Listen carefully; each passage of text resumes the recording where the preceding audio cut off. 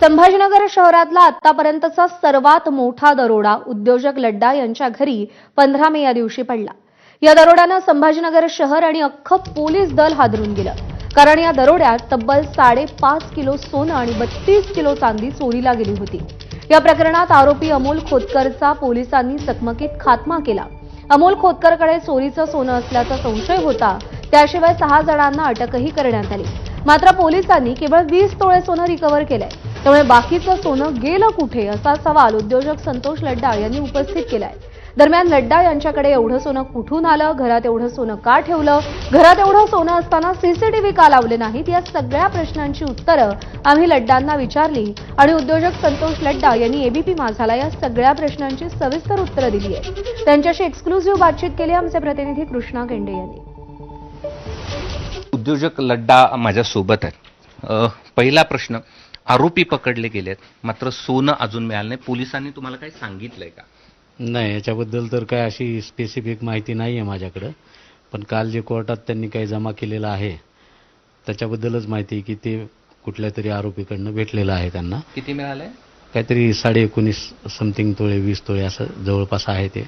Exact figure मला नाही सांगता येणार, कारण मी तितकं डिटेल नाही बघितलेलं, कारण ॲक्च्युली दिवसच माझा असा फक्त विचार करण्यामध्ये आणि याच्यामध्ये जातोय की काय झालं आणि कसा प्रकार झालेला आहे ते। बरं, या सगळ्यामध्ये पोलिसांच्या तपासावर तुमचं काय म्हणणं आहे? मी आलो 18 तारखेला इंडियामध्ये आणि तेव्हापासून बघतोय की अतिशय प्रामाणिकपणे कुठलाही कसूर न ठेवता ते लोक पूर्ण तपास करतायत, ज्याच्यामुळे की ते 5-6 आरोपी जे पण होते त्यांच्या ताब्यात आहेत असं तपासावरून वाटतंय। आता बाकीच्या पुढच्या गोष्टी त्यांनाच माहिती की काय तपास चालू आहे। आता तुमची अपेक्षा काय या सगळ्या प्रकरणानंतर?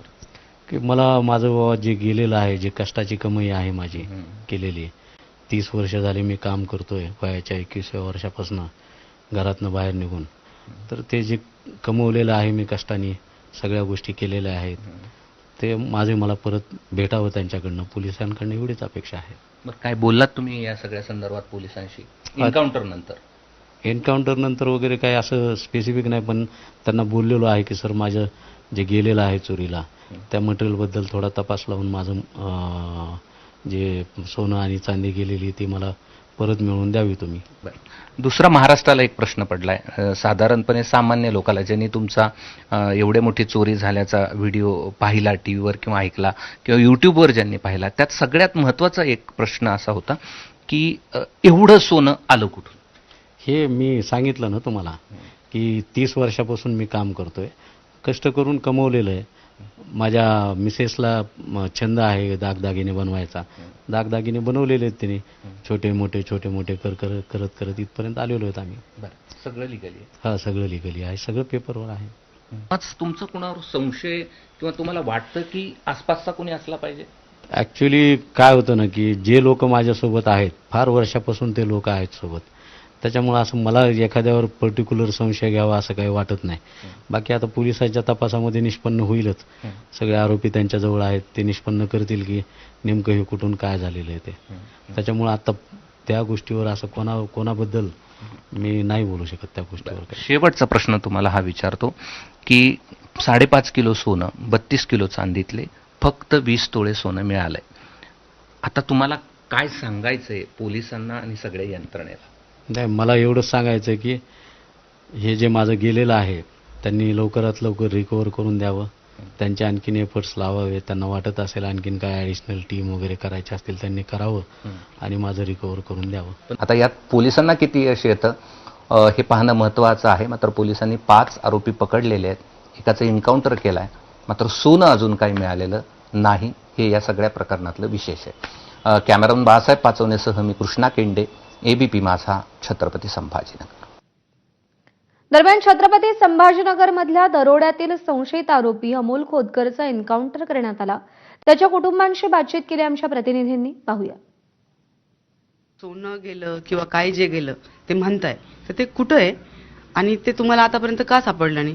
तुम्ही ज्याला आरोपी म्हणून जागेवर मारून टाकलं, ज्याचं एन्काउंटर केलं, ते तर तुम्ही करून टाकलं, पण त्याच्याकडनं हस्तगत काय केलं ते कुठं आहे?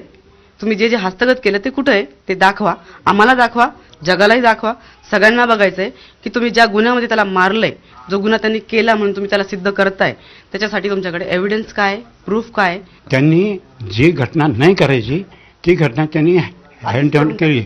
त्यांनी एन्काउंटर केल्यापेक्षा जर समजा त्याला जिवंत राहू दिलं असतं, कमराच्या खाली 10 गोळ्या मारल्या असत्या तरी आम्हाला चाललं असतो. आम्हाला कुठल्याही प्रकारची काहीही माहिती नाही. घराची संपूर्ण त्याच दिवशी सकाळी, दुसऱ्या दिवशी सकाळी 5:30 पासून तर 9 वाजेपर्यंत आमच्या पूर्ण घराची झडती झाली आहे. अजून बी आमचं सामान तसंच पडलेलं आहे.